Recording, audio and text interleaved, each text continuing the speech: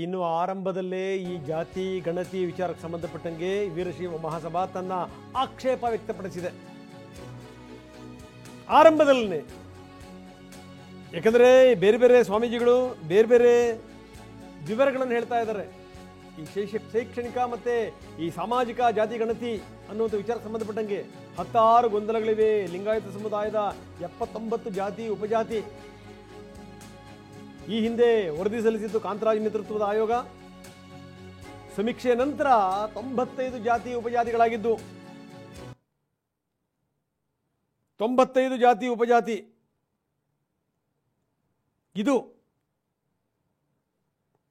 ಅಂದರೆ ಇದಕ್ಕೆ ಸಂಬಂಧಪಟ್ಟಂಗೆ ನಿನ್ನೆ ನಾವು ನೋಡ್ತಾ ಇದ್ವಿ, ಕೆಲ ಸ್ವಾಮೀಜಿಗಳು ಪತ್ರಿಕಾ ಪ್ರಕಟಣೆಯನ್ನು ಕೂಡ ಹಾಕಿದ್ದಾರೆ. ಅದರಲ್ಲಿ ಹೇಳ್ತಾರೆ ಎಲ್ಲೆಲ್ಲಿ ಗೊಂದಲಗಳಿವೆ, ಏನು ಎತ್ತ, ಇದ್ರ ಬಗ್ಗೆ ಹಲವಾರು ಉಲ್ಲೇಖಗಳನ್ನು ಕೊಟ್ಟಿದ್ದಾರೆ. ಹಲವು ಗೊಂದಲಗಳಿವೆ, ದೋಷಗಳಿವೆ, ಯಾವುದೇ ಕಾರಣಕ್ಕೂ ನೀವು ಇದನ್ನು ಮಾಡಬೇಡಿ ಅಂತ. ಹೊಸ ಆಯೋಗ ಸಮಾಜದ 84 ಜಾತಿಗಳು ಉಪಜಾತಿಗಳು, 32 ಜಾತಿ ಉಪಜಾತಿಗಳು, ಅದನ್ನು ಸೇರಿಸಿ ಅಂತ ಮಹಾಸಭಾ ಒತ್ತಾಯ ಮಾಡ್ತಾ ಇದೆ. ಕೈಪಿಡಿನಲ್ಲಿ 135 ಜಾತಿ ಉಪಜಾತಿಗಳ ಪಟ್ಟಿ ಇದೆ. ಈ ಹಿಂದಿನ ಪಟ್ಟಿಗೆ ಹೋಲಿಸಿದರೆ 40 ಜಾತಿ ಮತ್ತೆ ಉಪಜಾತಿಗಳು ಸೇರ್ಪಡೆಯಾಗಿವೆ. ಏನಿದರ ಅರ್ಥ? ಇದರ ಪ್ರಶ್ನೆ.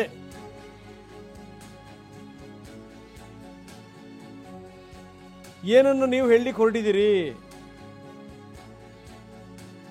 ನಿಮ್ಮ ಉದ್ದೇಶಗಳೇನು? 32 ಜಾತಿ ಉಪಜಾತಿಗಳನ್ನು ಸೇರಿಸಿ ಮಹಾಸಭಾ ಮನವಿ ಮಾಡ್ತಾ ಇದೆ. ಅಂದರೆ ಆರಂಭದಲ್ಲೇ ಇದಕ್ಕೆ ಸಂಬಂಧಪಟ್ಟಂಗೆ ಒಂದಷ್ಟು ಗೊಂದಲಗಳಿದ್ದಿವೆ. ನೋಡಿ, ಅದರ ವಿವರಗಳನ್ನು ಕೊಡ್ತಾ ಇದ್ದೀವಿ. ಈಗ ಸಾಧು ವೀರಶೈವ ಸಮಾಜ ಹಮ್ಮಿಕೊಂಡಂಥ ಈ ಭಕ್ತಿ ಸಮರ್ಪಣಾ ಸಮಾರಂಭ, ಅದರಲ್ಲಿ ಸಿರಿಗೆರೆ ಶ್ರೀಗಳು ಮಾತಾಡಿದ್ದಾರೆ. ಅಂದರೆ ಈ ನಿರ್ದಿಷ್ಟವಾದಂಥ ಜಾತಿಗಳನ್ನು ಮೊದಲು ಸಮೀಕ್ಷೆ ಮಾಡಿ ಸಾರ್ವಜನಿಕವಾಗಿ ಪ್ರಕಟಿಸಿ, ಅದಾದ ನಂತರ ಯಾವ ಜಾತಿ ಧರ್ಮಕ್ಕೆ ಸೇರಿದಂಥವ್ರು ಅಂತ ಸ್ಪಷ್ಟವಾದಂಥ ನಿರ್ಧಾರ ತಗೊಳ್ಳಿ. ಬರೀ ಏನು ಅಂದರೆ ಲಿಂಗಾಯತರದ್ದು ಮಾತ್ರ ಹೇಳ್ತಾ ಇಲ್ಲ, ಅದು ಬೇರೆ ಬೇರೆದನ್ನೂ ಕೂಡ ಹೇಳಿದ್ದಾರೆ. ಆಯೋಗದ ಕೋಡ್ ನಂಬರ್ 18 ಅಕ್ಕಸಾಲಿ ಲಿಂಗಾಯತ ಅಂತನೂ, ಇನ್ನೊಂದು ಕಡೆಗೆ ಲಿಂಗಾಯತ ಅಕ್ಕಸಾಲಿ ಅಂತನೂ ಕೂಡ ನಮೂದು ಮಾಡಲಾಗಿದೆ. ಯಾವ್ದು ಬರೆಸ್ಬೇಕು ಹಾಗಾದರೆ? ಆರಂಭದಲ್ಲೇ ನೀವು ಗೊಂದಲ ಬಿತ್ತಾ ಇದ್ದೀರಿ. ಅದೇ ರೀತಿ ಕೋಡ್ ನಂಬರ್ 1079 ರೆಡ್ಡಿ ಲಿಂಗಾಯತ ಅಂತ, 1107ರಲ್ಲಿ ರೆಡ್ಡಿ ಲಿಂಗಾಯತ್ ಅಂತ ಇದೆ. ಕೋಡ್ ನಂಬರ್ 792ರಲ್ಲಿ ಲಿಂಗಾಯತ ವೀರಶೈವ ಇದೆ. 1366ರಲ್ಲಿ ವೀರಶೈವ ಲಿಂಗಾಯತ ಅಂತ ಇದೆ. ಇದರಲ್ಲಿ ಯಾವುದನ್ನು ಬರೆಸಬೇಕು?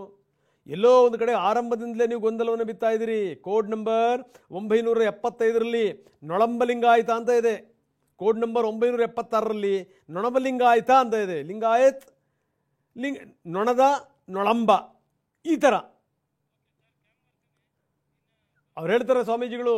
ಜವಾಬ್ದಾರಿ ಸ್ಥಾನದಲ್ಲಿರುವಂಥವ್ರು ಬೇಜವಾಬ್ದಾರಿಯಿಂದ ವರ್ತನೆ ಮಾಡಬಾರ್ದು, ಆಯೋಗದ ಅಧ್ಯಕ್ಷರಿಗೆ ತಪ್ಪುಗಳನ್ನು ಸರಿ ಮಾಡ್ಕೊಂಡು ಹೋಗಬೇಕು ಅನ್ನುವಂಥ ಮನವಿ ಮಾಡಿದ್ದಾರೆ. ಏನಿದೆ ಅರ್ಥ ಹಾಗಾದರೆ?